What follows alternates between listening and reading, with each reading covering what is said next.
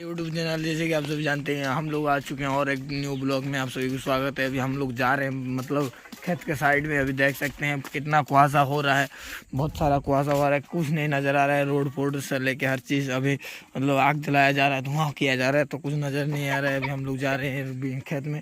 अभी देख सकते हैं खेत के साइड में आ चुके हैं, देख सकते हैं कितना सारा कुहासा है, कुछ नज़र नहीं आ रहा है, फिर भी हम लोग यहाँ आ चुके हैं। और